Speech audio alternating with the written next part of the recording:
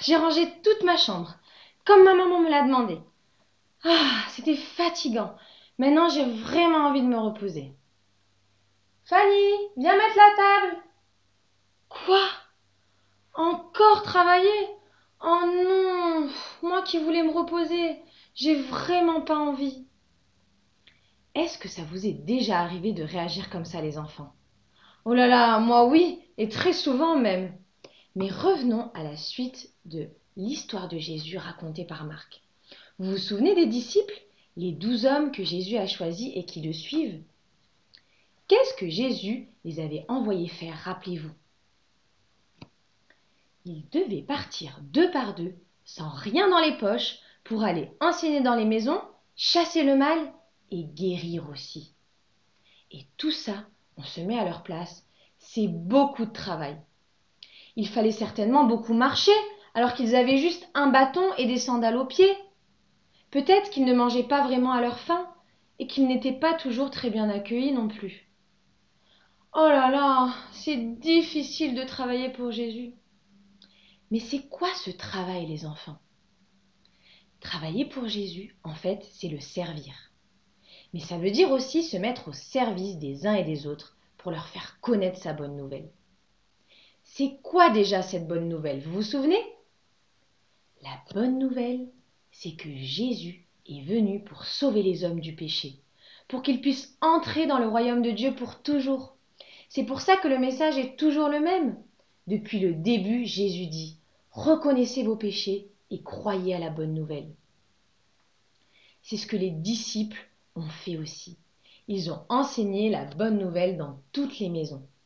Et ça, c'est pas si facile. Mais maintenant, les voilà revenus. Et après tout ce travail, ils sont certainement impatients de tout raconter à Jésus, vous croyez pas? Oui, et c'est ce qu'ils vont faire. La Bible dit qu'ils vont se rassembler auprès de Jésus pour lui raconter tout ce qu'ils ont fait et tout ce qu'ils ont enseigné. T'as vu Jésus?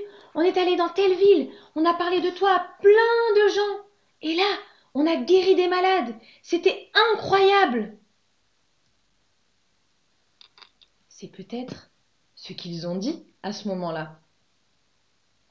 Alors, comme il y avait beaucoup de gens et qu'ils n'avaient même pas le temps de manger, Jésus leur dit: bon, venez à l'écart, dans un endroit tranquille, un lieu désert où vous pourrez vous reposer un peu.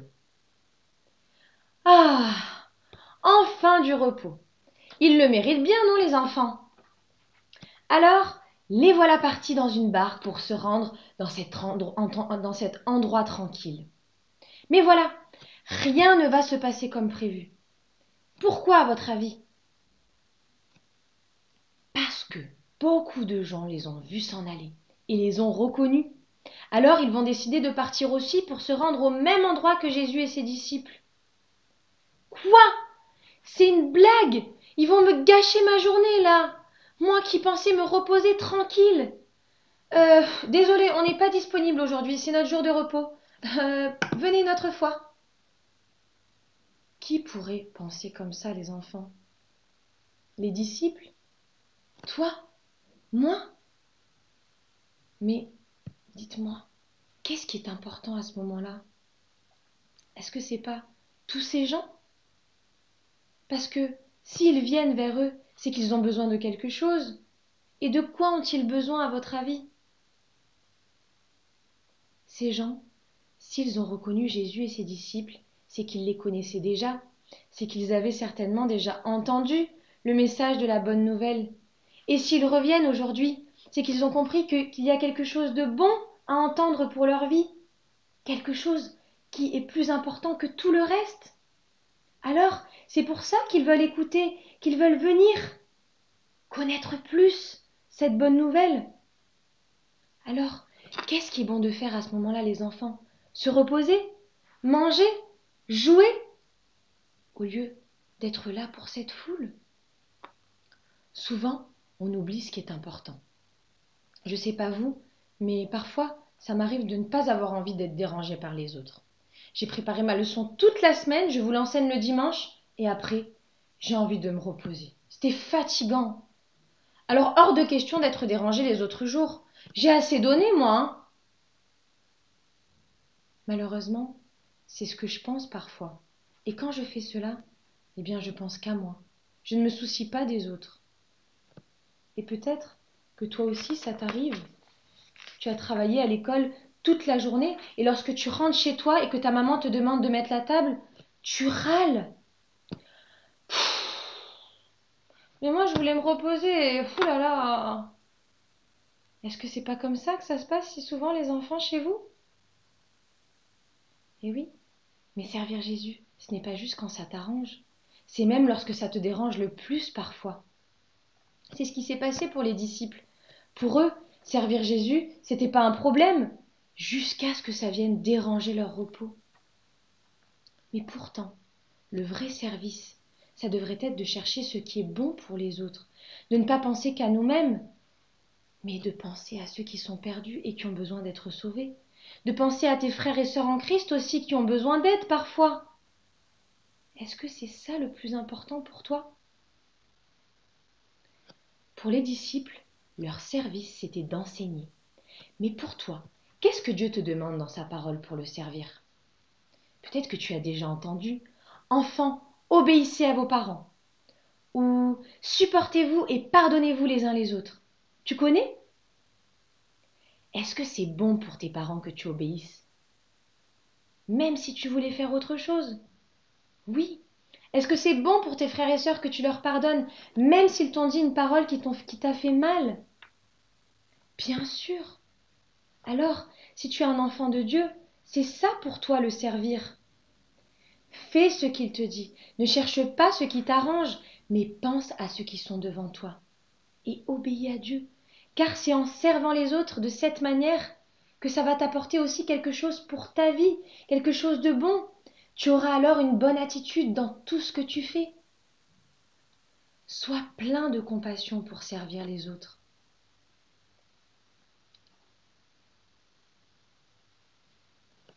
Et Jésus alors?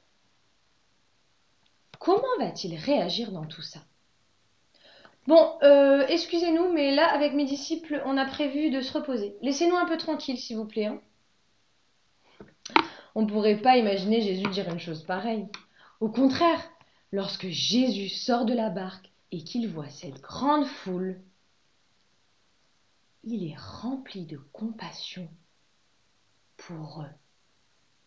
Parce qu'ils sont comme des brebis qui n'ont pas de berger. C'est notre verset d'aujourd'hui. Jésus vit une grande foule et fut rempli de compassion pour eux. Dans Marc au chapitre 6 au verset 34. Vous savez ce que ça veut dire la compassion, les enfants? C'est lorsqu'on ressent de la peine pour le malheur des autres, lorsqu'on partage leur douleur.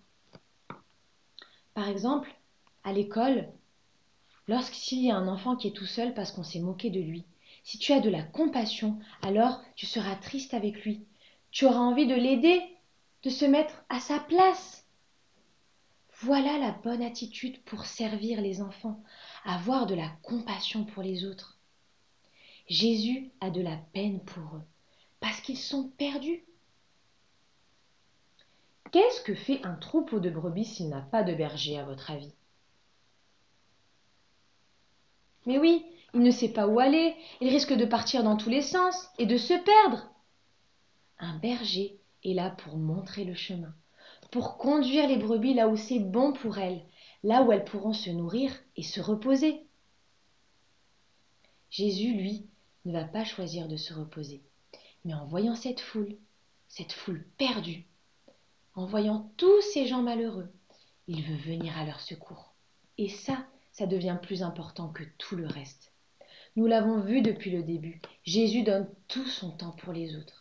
Il ne cherche pas ce qui lui plaît, mais il est même venu sur terre pour donner sa vie pour nous sauver. Jésus, il a aussi de la peine pour toi si tu ne le connais pas. Si tu ne le connais pas, tu es perdu sans lui. Oui, parce que comme nous tous, tu as péché. Et le péché, c'est tout ce qui fait que tu penses qu'à toi et que tu n'aimes pas les autres. Comme quand tu râles au lieu d'aider ta maman. Et ce péché, il te sépare de Dieu. Mais comme pour cette foule, Jésus veut changer ta vie. Il veut te conduire sur son chemin, là où c'est bon pour toi. Et il veut t'apprendre à chercher ce qui est bon pour les autres. Avoir de la compassion pour les autres. Jésus a tout donné pour que tu sois sauvé du mal. Alors crois et viens à lui. Et comme lui, fais ce qui est bien pour les autres. Mets-toi à leur place. Sers Jésus-Christ. Sois plein de compassion pour servir les autres. Jésus nous montre encore dans cette parole ce qu'est le vrai service. Avoir plein de compassion pour les autres. Et c'est pour ça qu'en sortant de la barque, Jésus ne va pas hésiter une seconde. Il va se mettre à leur enseigner beaucoup de choses.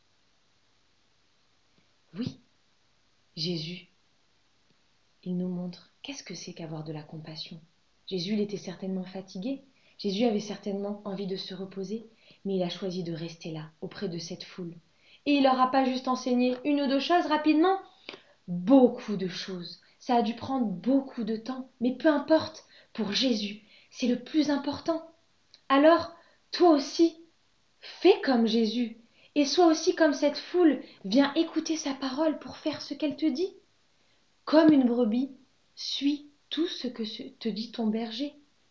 Oui, fais comme Jésus. Sois plein de compassion pour servir les autres.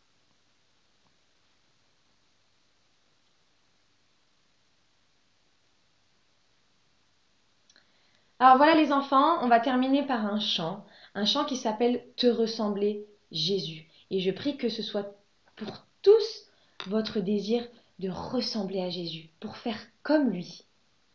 Alors c'est parti.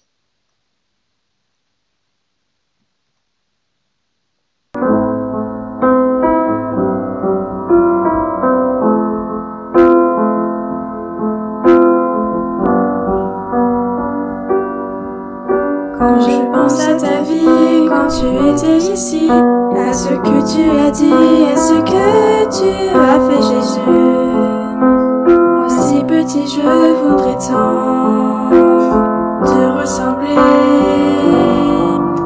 Quand je pense à l'amour que tu as su donner, à ta simplicité envers tous ceux qui t'approchaient, moi si petit j'aimerais tant te ressembler. Je voudrais que ta joie rayonne autour de moi. Je voudrais te ressembler, répandre chaque jour un peu de ton amour. Je voudrais, oh je voudrais te ressembler. Si je suis près de toi, si j'écoute ta voix, si je comprends que je ne suis rien sans ton secours, j'apprendrai jour après jour à te ressembler. Alors tout doucement tu changeras mon cœur, tu y mettras Seigneur ton amour et ta douceur. Tu m'apprendras jour après jour à te ressembler. Je voudrais que ta joie rayonne autour de moi. Je voudrais te ressembler, répandre chaque jour un peu de ton amour. Je voudrais, oh je voudrais te ressembler.